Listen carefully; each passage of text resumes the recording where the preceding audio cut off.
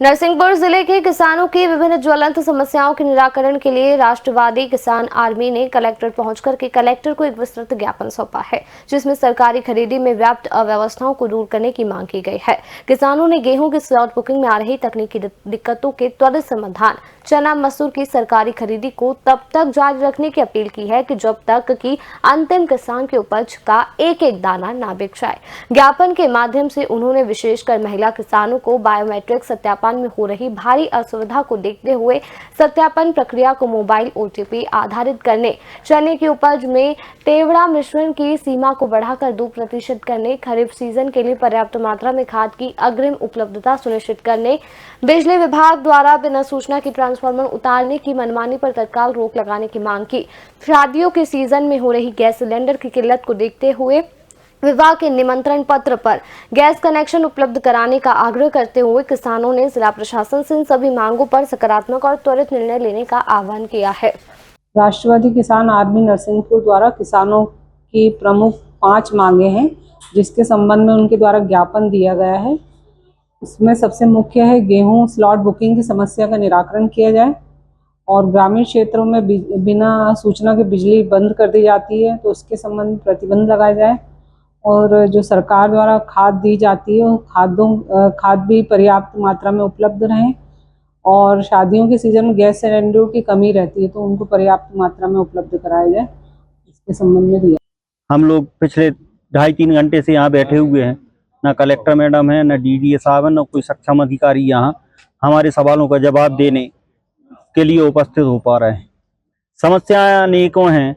गन्ने का सीजन खत्म हो रहा है, गन्ने में अप्रैल लास्ट तक पूरा खाद का डोज हो जाना चाहिए पूरा। अभी तक पोर्टल पे गन्ने के लिए कुछ भी खाद अलाट नहीं हो रहा है, ना उसमें कोई जिक्र आ रहा है गन्ने का।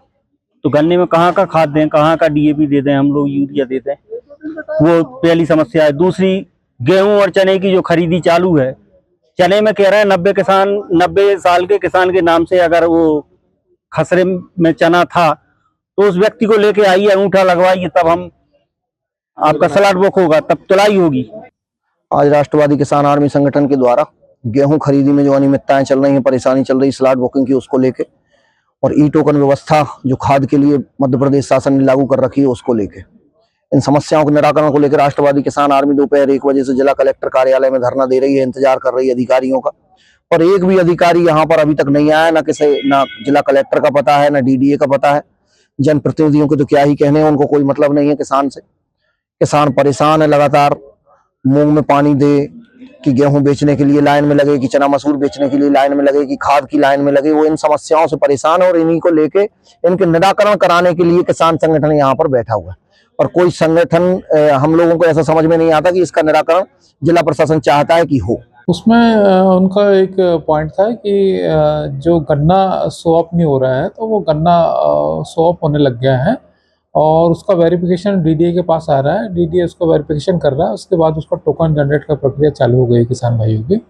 उनका पहला ये इशू था। दूसरा ये है कि उन्होंने एक ई-टोकन के बारे में भी अपने एक बात कही है कि सर ई-टोकन में DAP नहीं स्वैप हो रहा है, तो DAP के राइट के लिए हमने प्लान भेज दिया है और वहाँ से DAP आ जाएगी। अभी हमारे पास जिले में पर्याप्त मात्रा में NPK है, 20-20-013 है और सभी प्रकार के NPK की खाद हमारे पास रखी हुई है। लेकिन किसान संघ कह रहा है कि एक DAP हमको चाहिए, तो हम DAP की मांग भी कर देंगे।